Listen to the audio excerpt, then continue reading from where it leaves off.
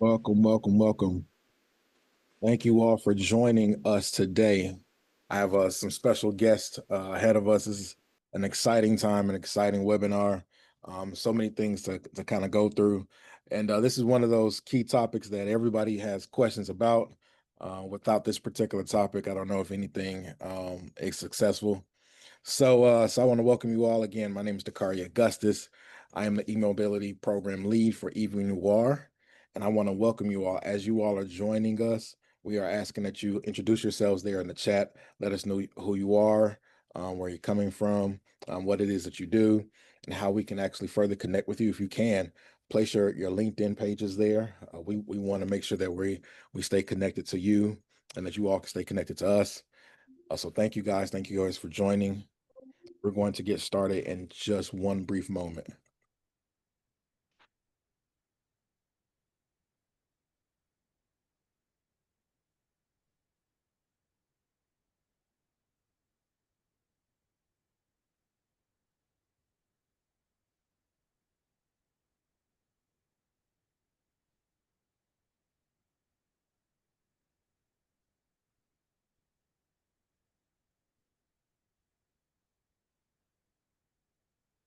So good to see so many people joining.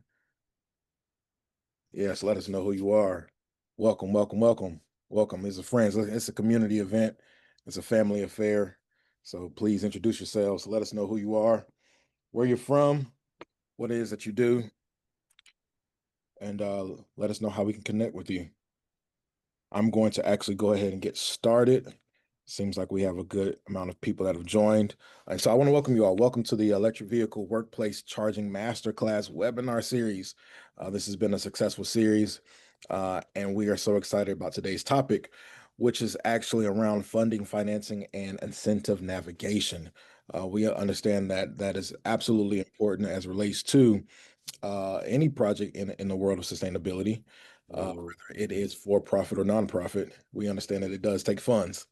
So today I have a few friends of mine that are experts in this space. I'm so excited about the information that they're going to present because they have been actually killing it and doing such an amazing job in their world. And they're going to just actually tell us some shortcuts, some things to expect, some things to look for. Here it is. Here goes our webinar overview. We have our welcomes and introductions, as I will do.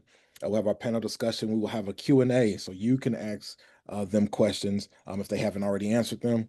And then we'll have our closing piece. Next slide, please.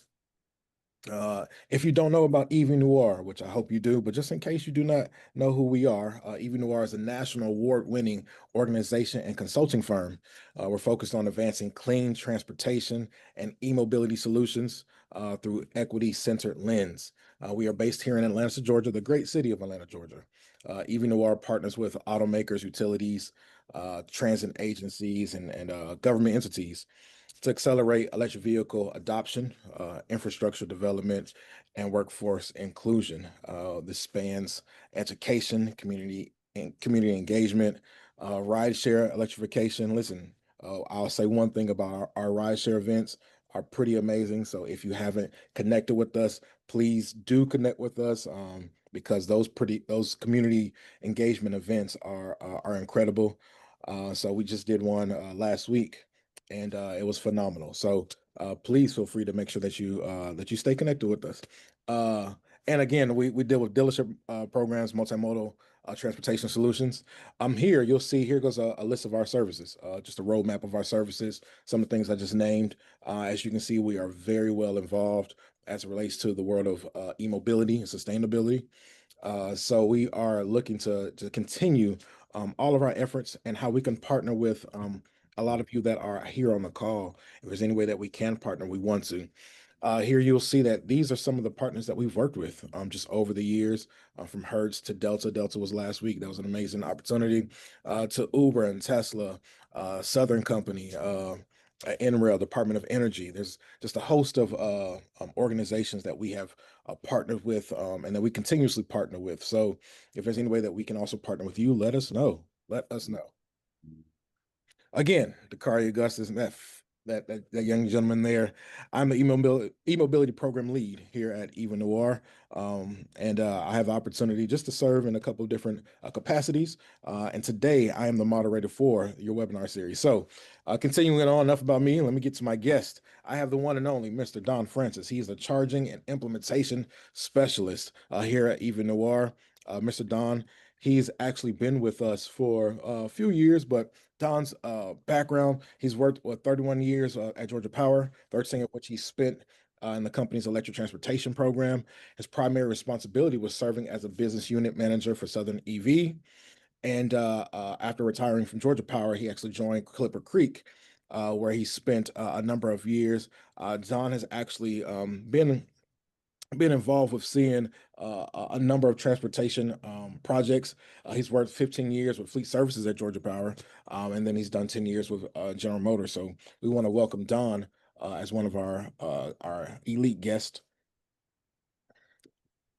All right, next I have the pleasure of introducing a good friend of mine, Mr. Rasan Freeman. He's the co-owner of LED Trail, a clean energy solutions company specializing in turnkey infrastructure for EV charging, energy storage, and commercial industrial LED lighting systems. With a background in mergers and acquisitions, finance, and economics, Rasan brings a strategic lens to deploying scalable, impact-driven technologies across both public and private sectors. And all right, next I have another good friend of mine, his partner, Scott Lunt.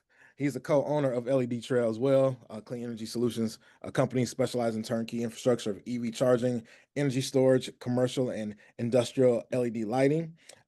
Together with his partner, Rasan, Scott has positioned LED Trail as a trusted integrator for municipalities, ports, and institutions, aiming to meet ambitious sustainability targets and ESG commitments. Plays a vital role in structuring public-private partnerships, navigating complex procurement pathways, and aligning technical deployments with available clean energy initiatives.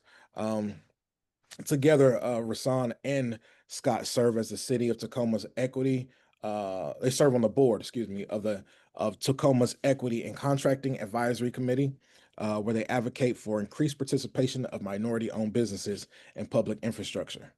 All right, those are my guests for today.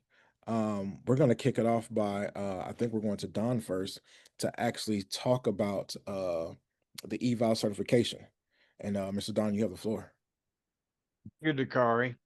One of the things I wanted to talk about today was a major project the team here at EV Noir has been working on. It's called EVAL. EVAL stands for Electric Vehicle Adoption Leadership. This is a free national program supporting workplace charging programs throughout the United States. It's a recognition program that helps employers implement, certify, and celebrate efforts that promote clean transportation in their workforce. The program recognizes businesses for initiatives such as providing EV charging, supporting carpooling, biking, public transit, and other incentives for a sustainable community. It helps the employers gain national recognition as an EV friendly workplace. It gives them the ability to access best practices and provides guidance to them on how to implement a workplace charging program. And it's a certification level. Those of you that are familiar with the Green Building Council leadership in energy and environmental design program, it is very similar in how it's structured and how the levels of certification are handed out. Another thing to note is that this program is focused on workplace charging. It is not available for public charging or individual programs, but really it's designed for the employer that provides charging to his employees. We can go to the next slide. And again, just focusing on the fact this is not for home charging or for public charging, but for workplace only. Next. There's a certification process to go through with registration, applying, using the resources we have available, providing support to getting through the process, then submitting and certification of your program. We here at EV Noir, and particularly Dakari and I, are available to you to walk you through the process and answer any of your questions. And as I mentioned, there are four levels of certification, like LEED. Again, platinum, gold, silver, and bronze, depending upon the level of commitment and the activity at your workplace. Again, I want to reiterate that we are available to help you with the project and would love to talk. If you have more questions, we'd love to work with you one-on-one, answer your questions about the program and get you started on the process. And with that, Dakari, I'll turn it back to you. Thank you. Awesome. Thank you for that, Don. Next, we are actually going to give the floor to Mr. Rasan and Mr. Scott. You guys have the floor. Feel free to take it from here. Now it's going to be a party. All right. Hello, everyone. I'm Rasan Freeman, one half of LEG Trail here, and we are a full-fledged manufacturer of energy efficiency products ranging from solar, LED lighting, EV charging stations, which we're going to be discussing today, off-grid battery storage, and much, much more. We run around trying to solve problems in this whole wild, wild west of electrification and energy efficiency. From there, I'll turn it over to my compadre, Scott. Thanks, Rasan. Let me see here. Let's go to the next slide. Oh, we're actually up another slide to the agenda. Awesome. Okay.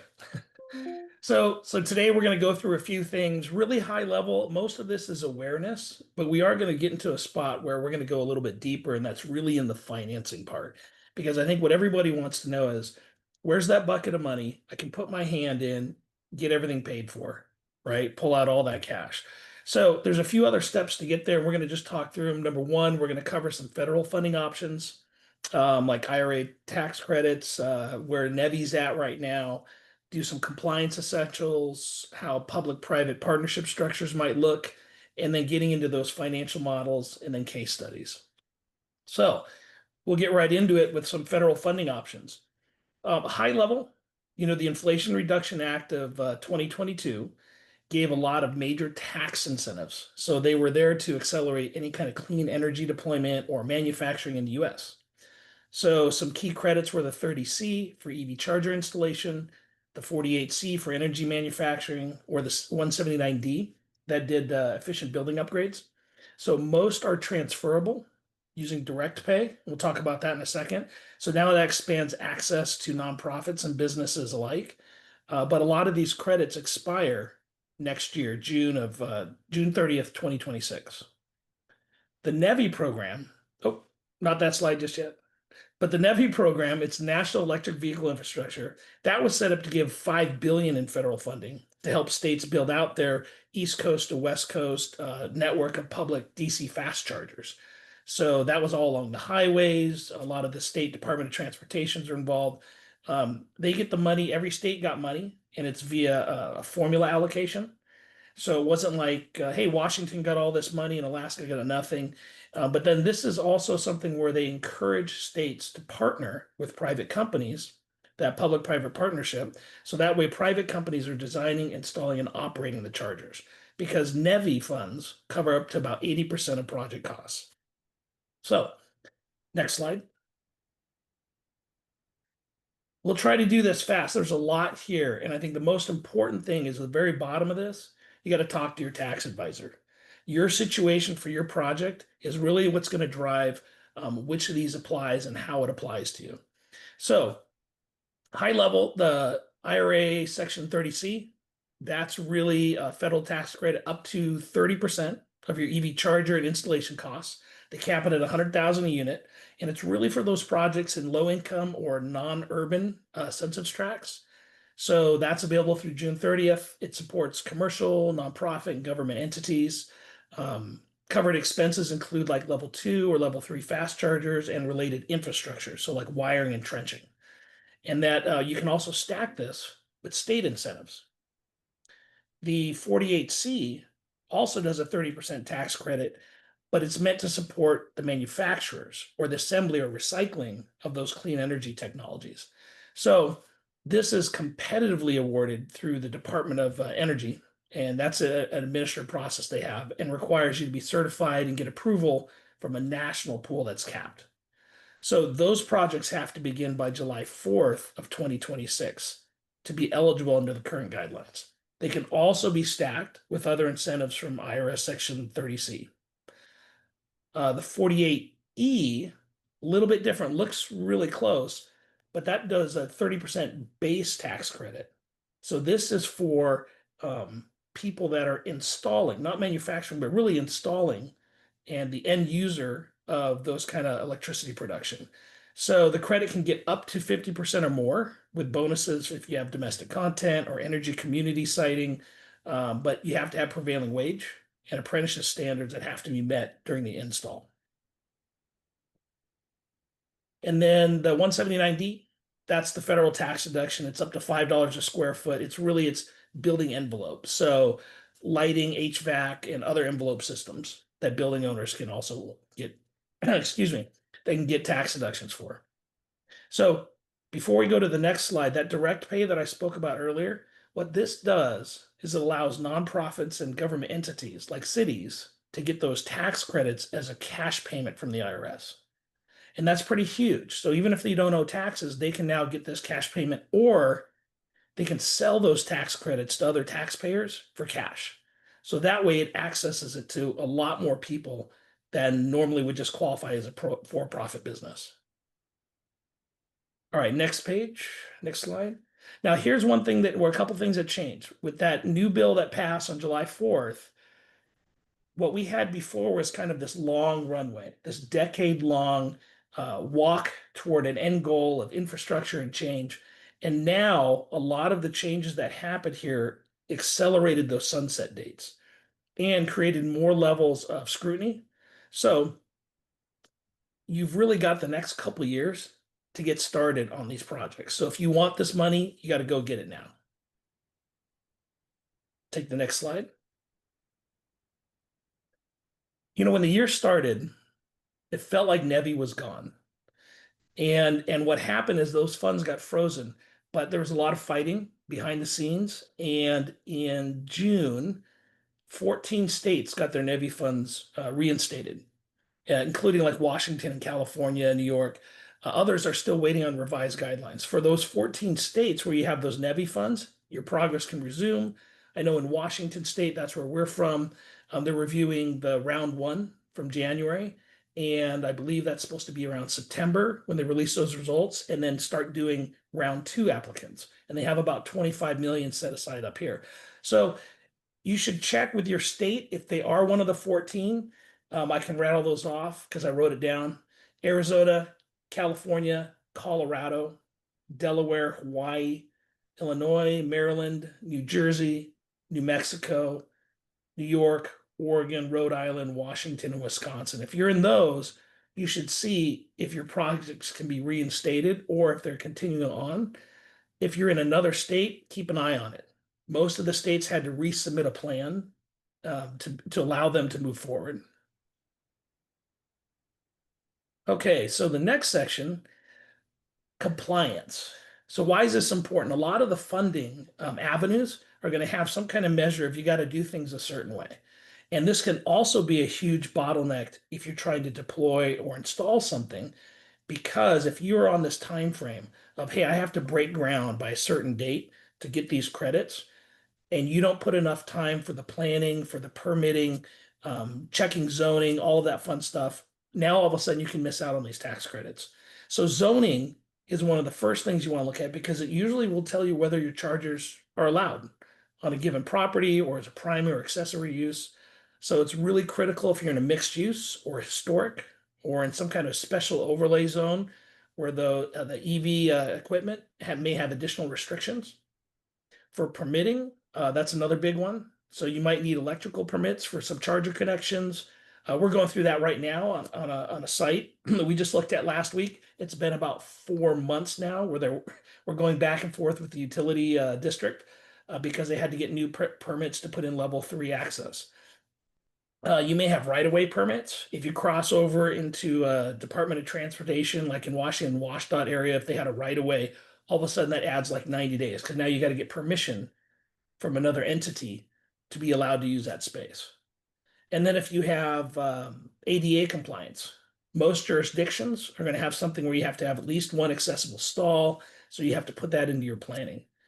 And most of these permitting lead times, they can take from 8 to 12 weeks. It varies a lot depending on what city or what state you're in. But you've got to do one thing is make sure you walk all the sites and you put all of this out in front when you're doing your planning. We've Real had quick, some, yeah, we've I'm had gonna- some I'm really gonna- crazy experiences with people not walking sites. Rasan's going to explain some of that. Yeah, I'm gonna jump in real fast. You know, we've been running around trying to fix a lot of the problems from folks not doing this. You know, these grants come out, people just apply for the max, no assessments, get approved for all this money, and then half of it goes back because their site, they got approved for, you know, 6 ports of level 3 fast charging and they can't even use it.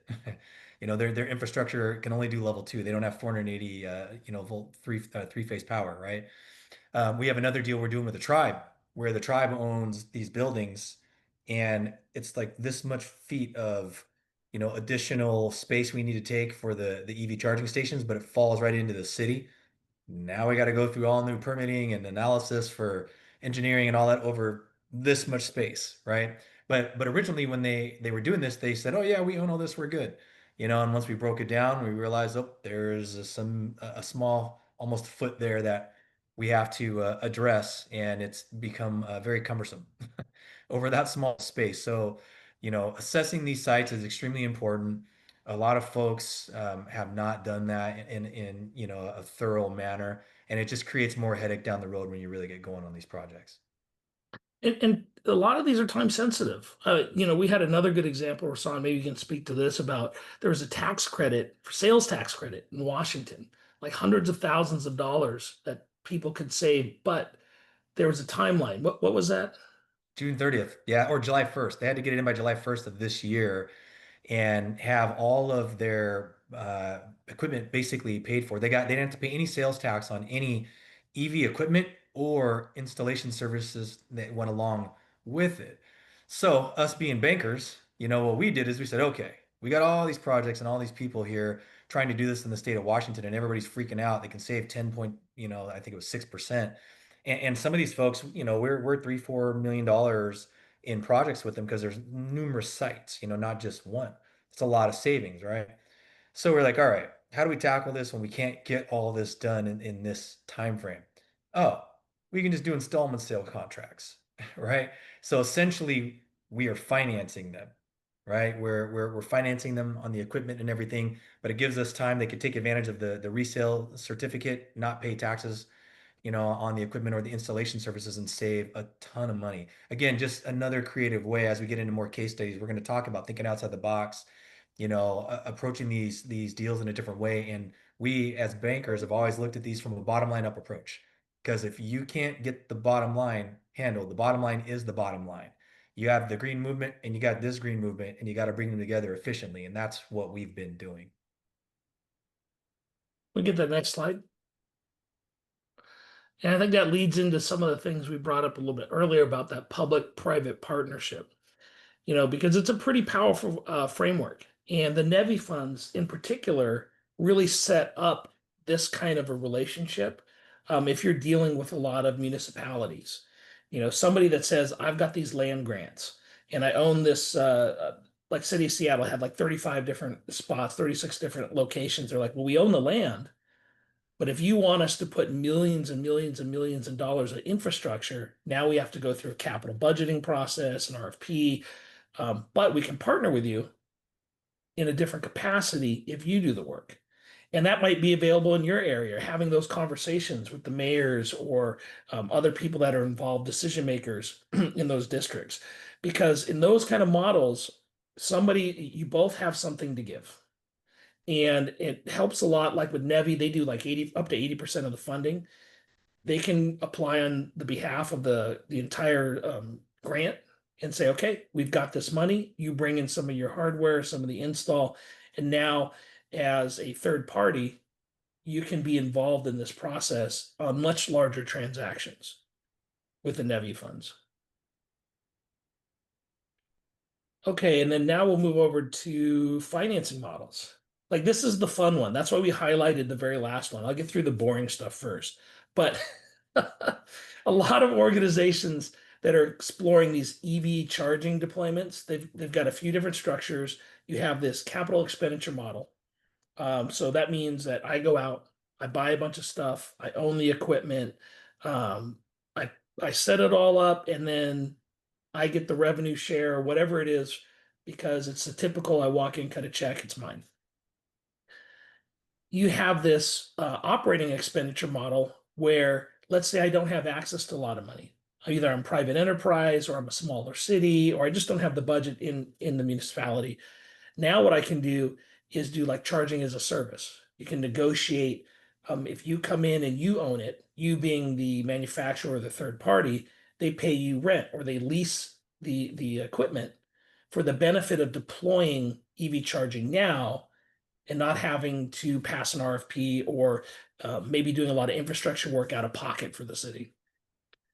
A third option that's come in, it actually it's been getting more and more popular because this was adopted from like the solar industry, is power purchasing agreement. So this is something new that's showing up, and usually this is being paired with like solar. That's where we've kind of seen it. Rasan will talk about that in a second, where basically you have a third-party vendor, they come in and they install everything, they operate the chargers, and then whoever the host is, they're going to commit to here's a minimum usage fee, or they do a revenue share for the charging sessions.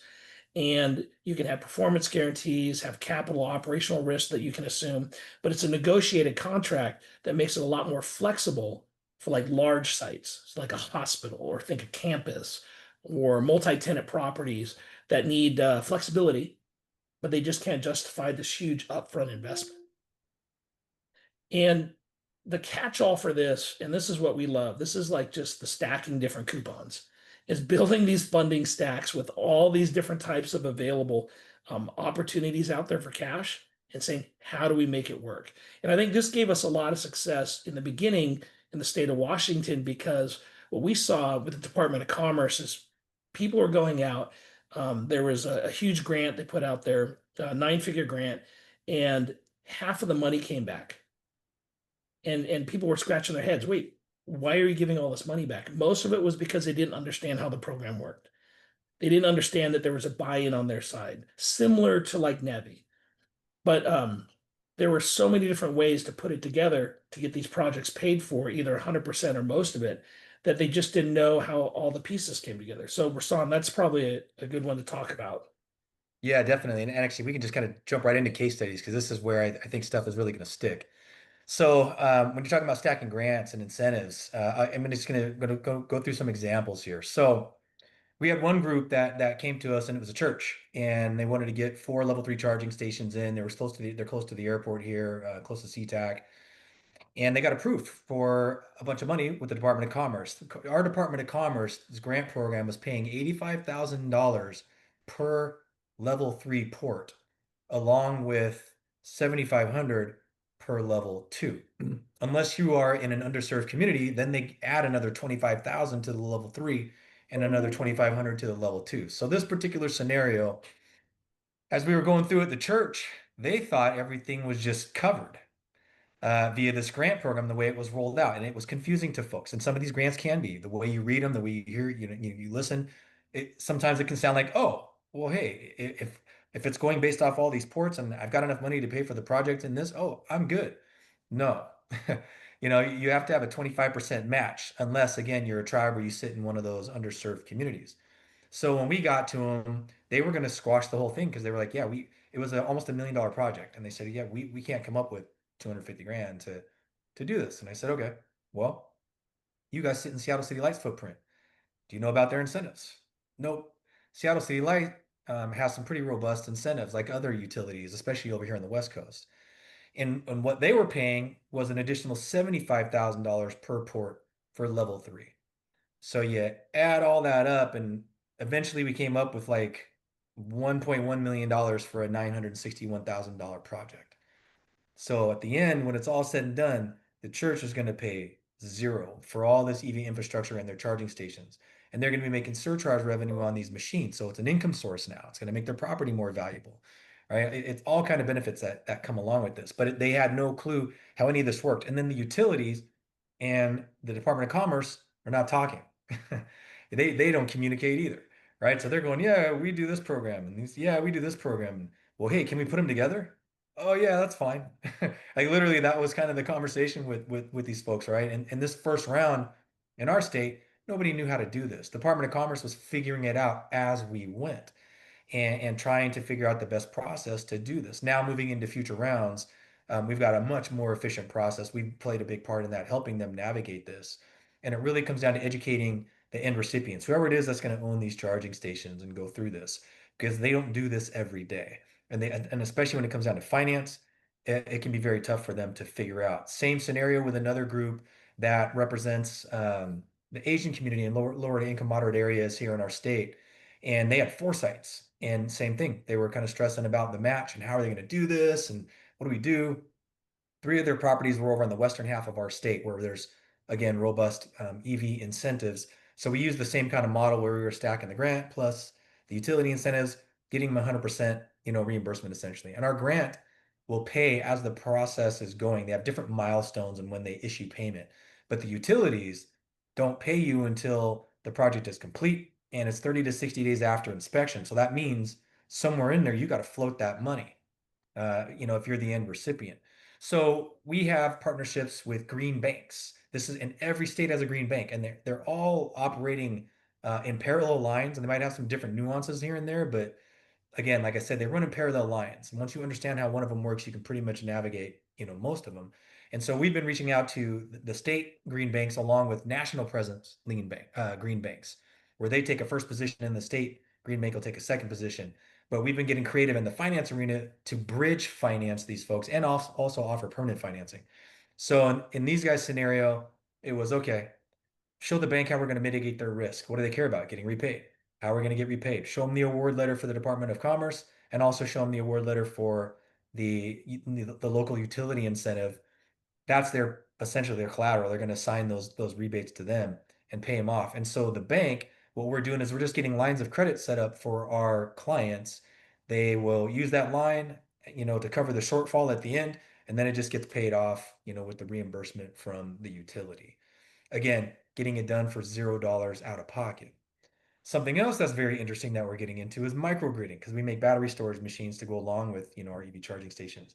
We ran into a group that has hundreds of properties right now, and they want to be up in the thousands by the end of the year, hotel chains and universities that they are safe harboring. Okay, that means they are going to get them basically grandfathered under the current federal income tax credits, in which in upwards they can get 50% of the project back in credits. So the model they worked out was pretty cool because they actually have a credit default insurance product that they created that will pay the bank off. So the federal tax incentives are supposed to come 180 days after the project's complete. Well, if it hits day 181 and the ITCs haven't come in yet, the insurance company pays off the bank. So we basically have one-to-one collateral coverage for the bank. They're covered, right? So we're looking at large scale, energy efficiency projects for these universities and hotels where each project cost on average is about $4.2 million, which includes solar, EV, all the inverters, the battery storage, you name it, water efficiency stuff, everything is going in there. And they couldn't solve that finance problem. They needed 50% in capital. Otherwise, these were never going to get off the tarmac. So same thing. We went to the green bank and said, okay, we have this type of structure. What kind of financing and terms can we put together? And we're working through that right now to do something where we either give them a master line where each project has its own sub note and they're just paying them off as money's coming in and they're moving forward, or the bank's just going to do a whole bunch of $2 million loans, right? As we're moving along the process, and we can get in and out of these projects in 5 to 6 months or less, start to finish. And so it's going to take whole scale, team where we're providing equipment, we're handling a lot of the financing, but we don't do any install work. We bring in, partners and electricians, all those folks to do that work, the trenching, you name it. It's a team effort. And like I said, there are other companies that are providing different pieces of the energy efficiency puzzle. But it's all of us putting our heads together in a time where you're seeing a lot of these incentives disappear, right? And going, oh crap, how are we going to do this work? And really, there's still ways to do this. There's always a way. And if you can sit down, logically work through it and figure out, okay, what do we really need to make this happen? Again, starting with that bottom line approach, working your way up. What is this going to cost? How are we going to finance this? What is the shortfall? What do we have to work with? Can we leverage banks? Do we need to go to family offices? All of these are options and ways to get these deals done. And for us, we get stuff that comes across our desk. We do not want to let it die. We will work every which way and angle that we can to figure this out. And it just takes a lot of time and research. But every state, for the most part, has something. Some of us more than others, but all of us need to continue to work through this energy efficiency plan. We've got to get more efficient with our energy. Otherwise, every state is going to start having rolling brownouts as population increases. And we don't want to be having those issues like Southern California. So those are some of the case studies we are working through. We could talk for a long time on all kinds of projects. Dakari, I really want to turn it back to you guys for Q&A and see what questions are out there. Let's actually take 2 seconds on that resource link page. Oh yeah. Yep. Yeah, just because I think this is a good takeaway. If you can't screenshot it, or we can throw it in the chat, we can always send this out to everybody later. But like Rasan said, there's money out there. I think some of the unfair advantage for us was that LED Trail, when it was brought into this world, was a LED lighting and commercial industrial lighting manufacturer. So the default place to go for money and incentives was a utility company. So when EV incentives came out, our natural interaction was to go back to the people we'd been talking to for 15 years and said, hey, do you have anything to go with this? And it was just a very parallel conversation with what's going on with EV. And so it made it easier for us to lean on things we've been doing in the buckets of money that we were used to, and to put that with the new money and say there's an opportunity to get a lot more financing. So, but every state or the government's got usually money at the federal level. Every state is usually got money sitting there. Then there's a county level, there's a city level. If you look at those different levels of government and do some research, you will find there's probably a lot of different incentives, and then also the utility level to fund your project. These are some really good websites that you can go in and check about different incentives in your state. Like Desire, that one's pretty cool. You put in your zip code, it'll tell you things that are going on. You can choose it by a renewable energy source. The Alternative Fuels Data Center is another great tool. You can do the same thing. Department of Energy puts that one on. And then Drive Electric's got some of the state plans in there. So your local utility programs, you'll probably have to make a phone call, do a search online, but there's going to be money there. And if somebody says there isn't, try to keep pushing further. A really huge player in the state of Washington is Puget Sound Energy. When we first reached out to them, they said, yeah, we don't have incentives. But we just saw some incentives being posted on the news. We're like, wait a second, it's left hand doesn't know what right hand's doing in really big organizations. And we had to press a little bit further, and we found, okay, there's a different person running it. They knew what it was. And when we finally got to them, then we could start walking through the guidelines. So if you hear a no, that doesn't always mean no. It just means maybe you need to ask a few more questions. Yeah, a lot of times left hand's not talking to the right hand, right? Some of these organizations are pretty large. Unless it's a small PUD, then you can usually get to the decision makers or the people that are involved, pretty quickly. But can't stress enough about understanding, again, what's available to you locally, federally. Reading through the new bill, I'm like 400 something pages through, still got more to read, but there's takeaways, for sure, where it's like, all right, this will make it a little more difficult. But then there's also other things like the 179D will go away, but then the 179 discount, which is different, that's now back to 100% bonus depreciation. A lot of this equipment falls under that, so now if somebody's spending $1 million in equipment and they can 100% depreciate that, and they're in a 30% tax bracket, well, that's 300 grand in cash back to the bottom line, right? From a tax perspective. So what is the true cost of that equipment and their project? What's their real ROI on this? Those are the things that we figure out and that people need to understand, because it's not all doom and gloom. There's a lot of ways to still do this business, and it's good business to do.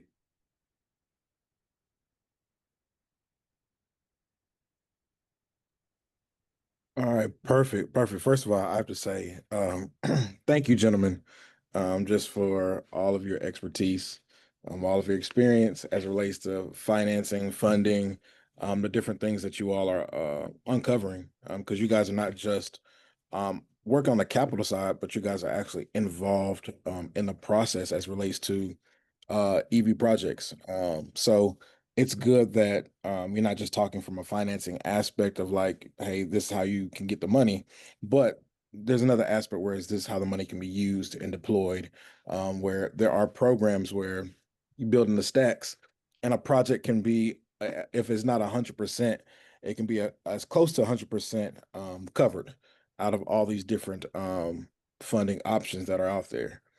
So with that said, we're going to open up the floor to anyone that may have any questions as it relates to funding, financing, resources, maybe any projects that they are thinking of, any projects that are coming up. Just so people will know, EV is still on the rise. It's not slowing down. The adoption rate is only increasing. So so if anyone has any questions, you guys can put them in the chat and we'll make sure that we ask. I do have one here. Okay, so they're asking about, okay, Doug Suber, you have a question. As soon as you put your question in, we'll ask that. And then Mr. Mark, do you all have the assistant running for this call so we can get the notes from the Zoom call afterwards? I believe so. Carlos, do we have an assistant running to where people can get the notes from the webinar, or is it just the recap of the video? That's a great question. I want to say yes, but I don't want to lie to you.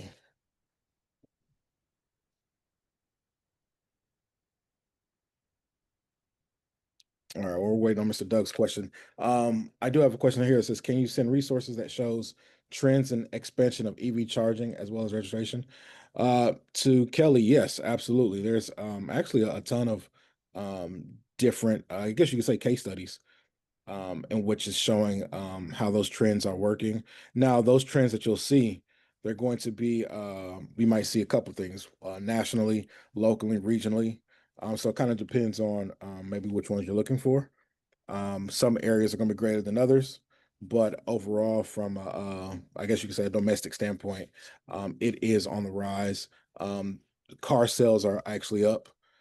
EV car sales are actually up. So because of that, that means infrastructure installation is a requirement. As of now, where Scott and Rasan stand, they're here to help us find the funding so that chargers can be in place because those are expensive projects. Everyone doesn't realize that those projects are really expensive. They're construction projects. So Doug's question, he says, I own a property here in Atlanta. I'm familiar with real estate development. What would be my first step? First step in getting EV charging stations, I'm assuming is the question. Yes, I would assume a EV project altogether maybe will be the first steps. He said Yep, yes. no worries. No, got you, Doug. First, we're doing this on plenty of projects, right? Where people have the land. We got some guys that have leases with Starbucks, but and Starbucks is going in. They want to get these EV charging stations up. First thing we got to do is assess the property, right, and find out who the local utility is, what kind of power is available. This particular gentleman wanted EV or fast chargers, right? DC fast chargers, I think 180 kilowatt machines, and you got to have three-phase power for that. Their PUD didn't fall within the Seattle City Light or Puget Sound Energy Program, so we've got like Snohomish PUD for them, and there's very little incentive. So they can apply for the Washington State Department of Commerce grants, get 75% of this, and if we can move fast enough, they can get the federal income tax, incentives. So if you're trying to, look at this from first you got to look at it from an assessment standpoint of what can your piece of property handle. Your local utility will be able to tell you what's available. If you can do three-phase power, or if you're to 204, I believe, and you're going to be stuck with doing level 2 charging, upgrading later. After that, got to figure out the money part, right? With that utility, what incentives are there? What does your state have? What do you have federally? What are the tax incentives, from credits to, depreciation, all that fun stuff. Georgia Power's got stuff. Yeah, I just saw that. So yeah, Georgia Power, they definitely got some incentives. I know Dakar, you're pretty familiar with them too. You can probably speak more at length, but yeah, Georgia Power, GP's got some things. I know we've worked with them in the past, and I think they still got some money available for you. But I would get the property assessed, figure out what you can do, from a power standpoint, then start working on the finance side of it to see what's available. And the cool thing with real estate historically, you buy it, it appreciates, and that's great. But there's not many ways to really maximize, to increase value without adding additional structure, right? You could be the best real estate person in the world, have the most knowledge, and once you buy it, maybe you have under market rents, you get those boosted up, some deferred maintenance, and then what, right? You hit a ceiling, right? And you're just gonna play that waiting game. Well, if you can produce something that generates revenue, adds to that NOI, that net operating income, well, what happens? Right? Value is going to go up, more income, cap rate goes down, value goes up. Now you're actually doing something that's different than everybody else out there in the market, increasing value to your real estate. So yeah, I would start with the utility first, figure out what's available, and then start working on the finance side of it. Doug, to kind of add to that, I've included my email. Feel free to email me, and I will send you Georgia Power's link. Actually, we'll have Georgia Power as our guest panelist in 2 weeks. So the next webinar will actually be featuring them, and they'll be going through exactly what their program is. So I would love for you and anyone else interested, or anyone else on today's webinar, to join us then as well. You will hear directly from the utility company that owns most of the market here in Georgia, but a lot of it here in the Southeast as well.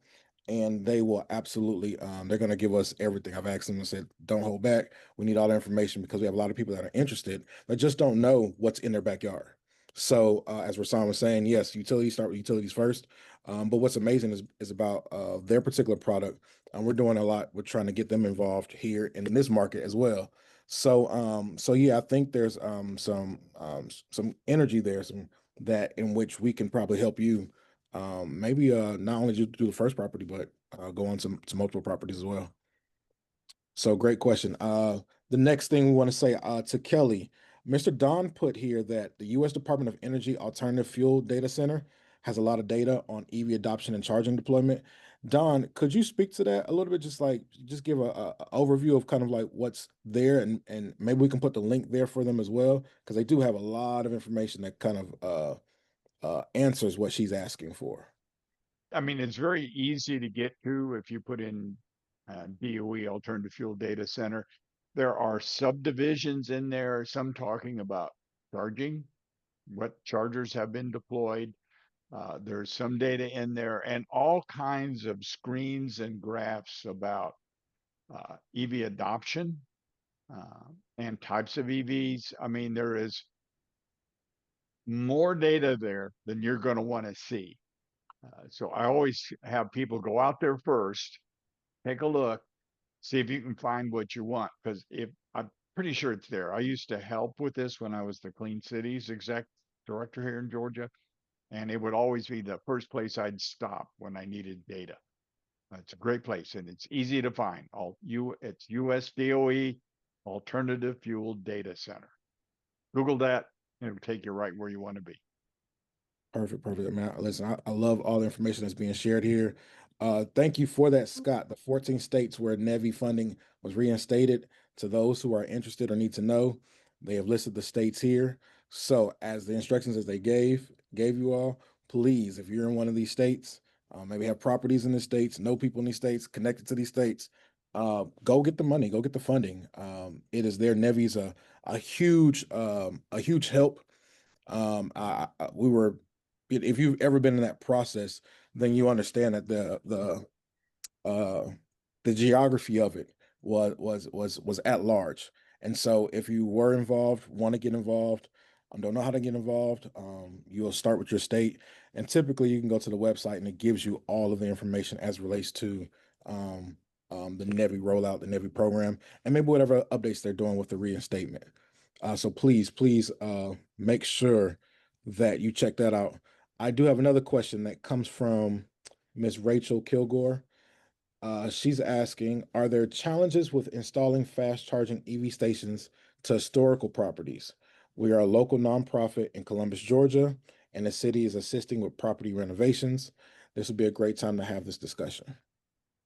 There could be, Rachel, it just depends. So, like when we're doing tribal land, right? We have, if we're gonna dig a certain amount of feet, we have to have the tribal architect or one of their engineers or somebody come out, and we had to sign some documentation that said, hey, anything we dig up, that could be an artifact or whatever, we got to stop what we're doing, get that person out there, turn it over to them, and then they'll let us know if we can continue down that path or whatever. And so that's, kind of, it's not exactly historical, but it's a different process, right? That could come up. If it's a historical building, I know with the historical buildings here, there's an extra level of review that happens when they're doing renovations or any kind of construction even next to them. I don't know all the details of that. You guys could be very stringent or it could be fairly loose. It just depends on the local agency. They all kind of run differently. Yep, you want to engage whoever you should have a city like historic preservation office. You want to talk to them. They may say you can't make exterior changes, or that triggers a design review. You may have to camouflage or screen charging stations because there's like some historical character to the building, so they don't want to interrupt that. Like Rasan said, there could be additional layers of review. Um, Here's the big one. Older buildings usually don't have the electrical infrastructure. So you definitely need to check into that because it may get a lot more complex. When you look at most city intersections, they're going to go, okay, we put in just a big enough transformer to run the lights, and that's it.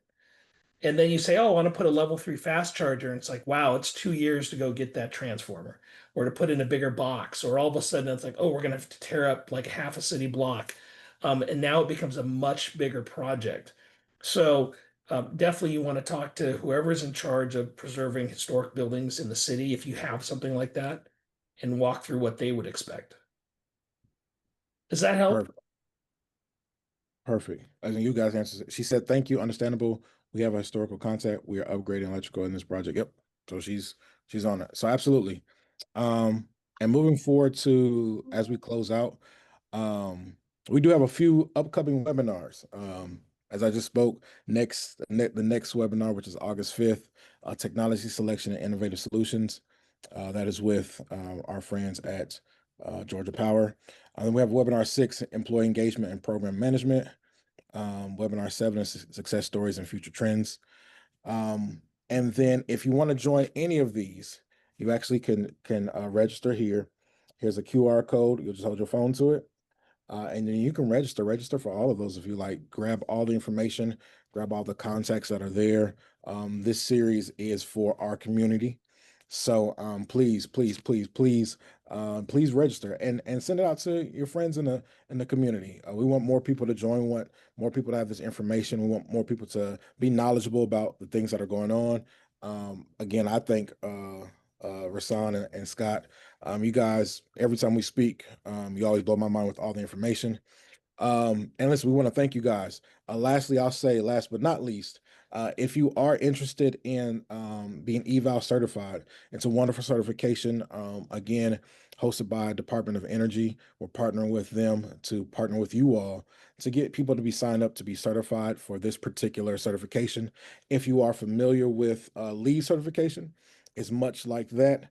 It's just specific to EVs, and our idea is to help those who are interested in getting EVs installed or already have EVs installed. We want you guys to be recognized on a national platform for being eval certified. And then we want to also help provide a workplace training and education around it. So again, I want to thank everyone. I want to thank all of our friends. Thank you for taking your time to join us today. If you have any further questions, if you want to know any more information about EV Noir, you can go to www.evnoir.com. If you want to know more information about LED Trail, you can go to www.ledtrail.com. Hopefully I got that right.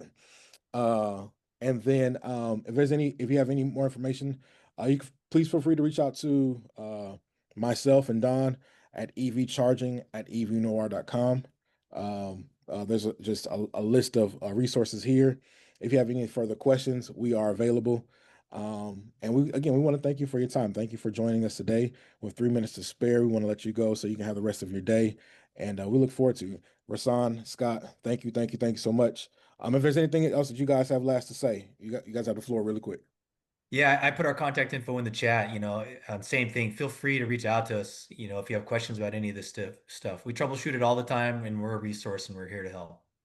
Yeah, most of these projects, we can give very strategic information, but when you get to individual projects, that's where all of the meat and potatoes come out. We got to sit down, dig in deep, ask very unique questions to your project. And so bring up any of those questions anytime. Awesome. Thank you guys. You guys make sure you connect with them. They have the receipts. These are good friends of mine, and I've seen the success that they're having. So looking forward to connecting with them even further. And thank you all for tuning in to our masterclass webinar series. You guys have a wonderful day. Thank you, everybody. Thank you.